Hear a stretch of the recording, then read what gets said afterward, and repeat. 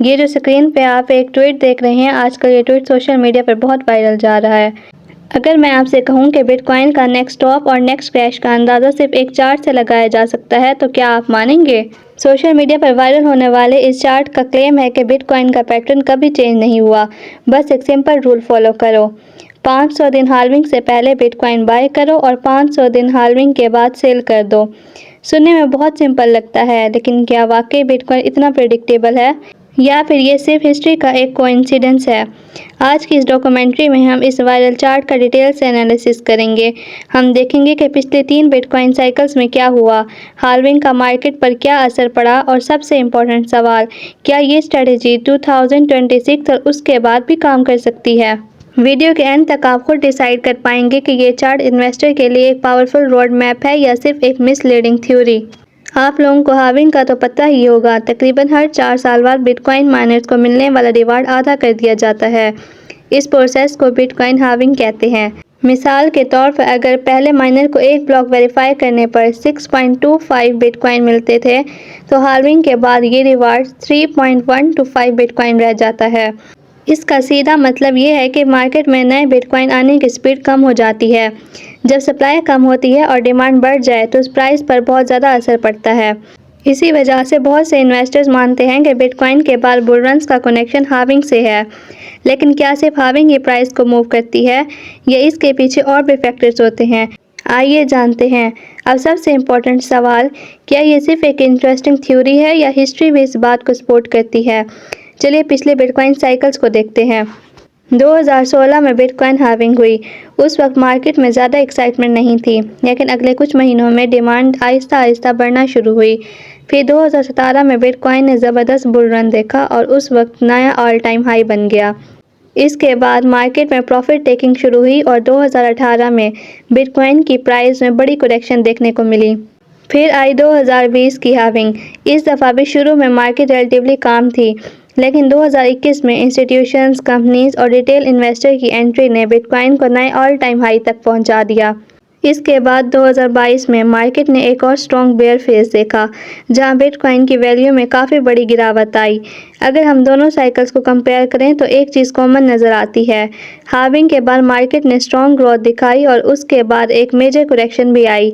اسی آبزرویشن کی بنیاد پر کچھ انالسٹس کہتے ہیں کہ بٹ کوائن ایک 4 سالہ سائیکل فالو کرتا ہے۔ لیکن یہاں ایک بات یاد رکھنا زیادہ ضروری ہے، ہسٹری ریپیٹ ہو سکتی ہے لیکن کبھی بھی بالکل سیم طریقے سے ریپیٹ نہیں ہوتی۔ ہر سائیکل میں نئے اکانومک فیکٹرز اور مارکیٹ کنڈیشنز ہوتی ہیں۔ اب آتے ہیں اس وائرل چارٹ پر جس نے سوشل میڈیا پر بہت ڈبیٹ شروع کر دی ہے۔ پہلی نظر میں یہ چارٹ بہت سمپل لگتا ہے۔ ہر سائیکل میں بٹ کوائن کا ایک باٹم دکھایا گیا ہے، اس کے بعد ہالوینگ کا ایونٹ، پھر ایک اسٹرانگ بل رن اور آخر میں سائیکل ٹاپ۔ چارٹ کا سب سے امپورٹنٹ کلیم یہ ہے کہ بٹ کوائن کا بیسٹ ایکیومولیشن فیز ہالوینگ سے تقریباً 500 دن پہلے ہوتا ہے۔ یعنی جب مارکیٹ میں فیئر ہوتا ہے اور اکثر لوگ بٹ کوائن کو اگنور کر رہے ہوتے ہیں۔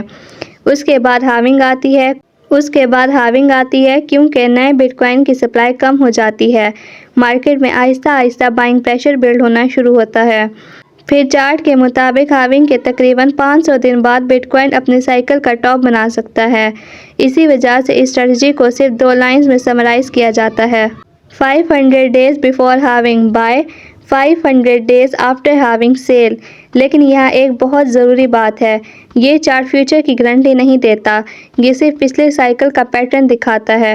اگر اس دفعہ انسٹیٹیوشنز کی demand, ETF inflows, interest rates یا گلوبل اکانومی کا بیہیویئر الگ ہوا تو یہ سائیکل پچھلے سائیکلز کے نسبت مختلف ہو سکتا ہے۔ اسی لیے ایکسپیرینس انویسٹرز کبھی بھی صرف ایک چارٹ دیکھ کر ڈیسیژن نہیں لیتے، وہ آن چین ڈیٹا، میکرو اکانومی اور مارکیٹ سینٹیمنٹ کو بھی انالائز کرتے ہیں۔ اب سب سے بڑا سوال، کیا اس بار بھی بٹ کوائن وہی سائیکل فالو کرے گا جو پچھلے 3 ہالوینگ کے بعد دیکھنے کو ملی ہے؟ اس سوال کا سیدھا جواب ہے، کسی کو بھی 100% یقین نہیں۔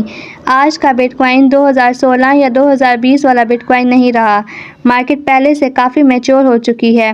اب صرف ریٹیل انویسٹرز ہی نہیں بلکہ بڑے فائنینشل انسٹیٹیوشنز بھی بٹ کوائن میں انویسٹ کر رہے ہیں۔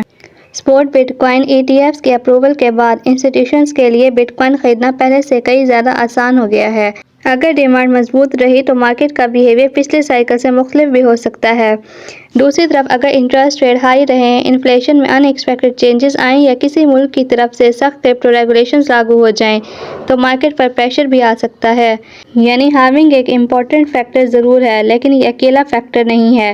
بٹ کوائن کے ڈائریکشن پر macro economy, institutional demand, regulations اور انویسٹر سینٹیمنٹ بھی برابر اثر ڈالتے ہیں۔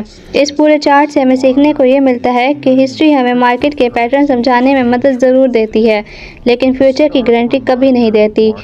اگر ہم پچھلے 3 بٹ کوائن سائیکلز کو دیکھیں تو ہالونگ کے بعد اسٹرانگ بول رنز دیکھنے کو ملے۔ اسی وجہ سے بہت سے انالیسٹس مانتے ہیں کہ 4 سالہ سائیکل ابھی بھی ریلیونٹ ہے، لیکن ہر نیا سائیکل اپنے ساتھ نئے چیلنجز بھی لاتا ہے۔ انسٹیٹیوشنز کی entry, ETF، interest rates, inflation اور گورنمنٹ ریگولیشنز، یہ تمام فیکٹرز بٹ کوائن کی ڈائریکشن کو بدل سکتے ہیں۔ اسی لیے آپ کو صرف یہ چارٹ دیکھ کر انویسٹمنٹ نہیں کرنی چاہیے بلکہ اپنے ریسرچ کرنی چاہیے اور پھر اس کے بعد ڈیسیژن لینا چاہیے۔ اب میرا سوال آپ سے ہے، کیا آپ کے خیال میں بٹ کوائن اس بار بھی اپنی 4 سالہ ہالونگ سائیکل فالو کرے گا یا اس دفعہ ہسٹری بدلنے والی ہے؟ اپنا اوپینین کمنٹ میں ضرور دیں، اور اگر آپ کو میری ویڈیو پسند آئی ہے تو میرے چینل کو سبسکرائب کریں اور ویڈیو کو لائک کریں۔ Thank you.